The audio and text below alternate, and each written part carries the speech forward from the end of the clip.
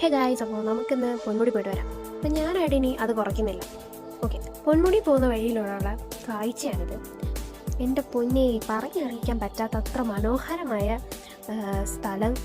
എന്ത് പറഞ്ഞാൽ തന്നെ തീരാത്ത അത്രയും നല്ല ഭംഗിയുള്ള നേച്ചറിനെ ഞാൻ എന്താ പറയാൻ, ഇപ്പോഴാണ് നേച്ചറിനെ ഞാൻ ഒബ്സർവ് ചെയ്യാൻ തുടങ്ങിയത്. Because very nice. ആക്ച്വലി ഈ സ്ഥലത്തൊക്കെ നമുക്ക് ഇറങ്ങി ഒന്ന് 5 മിനിറ്റ്സ് സ്പെൻഡ് ചെയ്യാൻ തോന്നും, പക്ഷെ കഴിയില്ല. എന്താ പറയുക, നമുക്ക് അവിടെ എത്തണമല്ലോ. പിന്നെ അവിടെ എത്തിയതിന് ശേഷമുള്ള കാഴ്ചയാണിത്. ഭയങ്കര തിരക്കായിരുന്നു. പിന്നെ അതെ ഒരു മങ്കി, അങ്ങനെ മങ്കിയൊക്കെ കണ്ട് പിന്നെ ഞങ്ങൾ അവിടെ നിന്ന് വണ്ടി എടുത്തു. ഇന്നൊരു സ്ഥലത്ത് എത്തിയപ്പോഴേക്കും ഞങ്ങൾ വണ്ടി സ്റ്റോപ്പാക്കി അവിടെ നിർത്തി. അപ്പം ഞാൻ എന്തൊക്കെയോ പറയുന്നുണ്ട്, നമ്മൾ മൂന്നാറാണ് വന്നതെന്നൊക്കെ. അല്ലല്ലോ, നമ്മൾ പൊന്മുടിയാണ് വന്നതെന്നൊക്കെ ഞാൻ പറഞ്ഞു കൊടുത്തായിരുന്നു.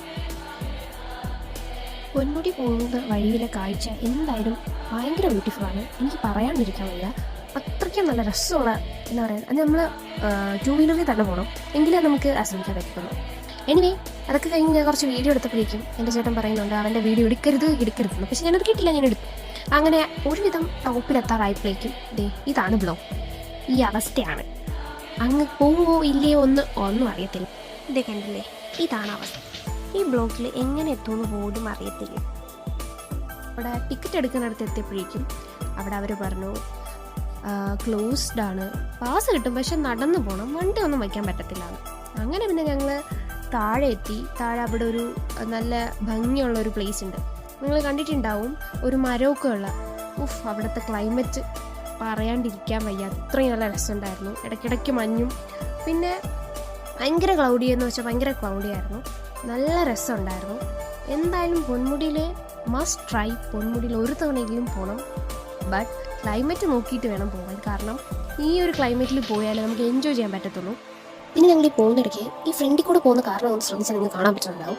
അതിൽ നിന്ന് ഒരു ചേട്ടൻ പുറത്തിറങ്ങിയത് ഞങ്ങളുടെ വീഡിയോ എടുക്കുന്നുണ്ടായിരുന്നു. കാരണം അവൻ്റെ ബൈക്ക് കണ്ടിട്ടാണ്, അവൻ്റെ ബൈക്കും അവൻ്റെ ഹെൽമെറ്റൊക്കെ കണ്ടിട്ട് അയാൾ വീഡിയോ ഒക്കെ എടുത്തായിരുന്നു. അത് കണ്ടപ്പോൾ പിന്നെ ഞങ്ങൾക്ക് ഭയങ്കര എന്താ പറയുക, ഫാൻസ് എന്നുള്ളൊരു ഇതായി.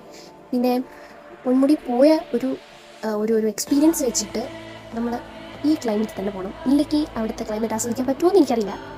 എനിവേ, ഞങ്ങൾ എൻജോയ് ചെയ്തൊരു ട്രിപ്പാണ്. കാരണം 2 വീലറിൽ തന്നെ പോകണം കേട്ടോ.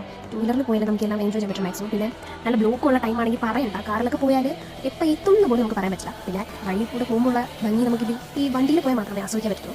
എന്തായാലും ഞാൻ എൻജോയ് ചെയ്തു. One of my favourite trip എന്ന് തന്നെ പറയാം. ട്രിപ്പ് എന്ന് പറയാൻ പറ്റില്ല, എന്നാൽ പോലും 2 വീലറിൽ പോയിട്ടായിരിക്കണം. ഒരുപാട് എൻജോയ് ചെയ്യാൻ പറ്റി. പിന്നെ അവസാനം പോകുന്ന വഴിക്ക് മഴയും ഉണ്ടായിരുന്നു, അതും നല്ല രീതിക്ക് എക്സ്പീരിയൻസ് ചെയ്യാൻ പറ്റി. മഴയൊക്കെ നനഞ്ഞ് എന്താ പറയുക, നല്ല രസമുണ്ടായിരുന്നു. മഴയൊക്കെ കൊള്ളണമെന്നുണ്ടായിരുന്നു, ഭാഗ്യത്തിന് മഴയും പെയ്തു.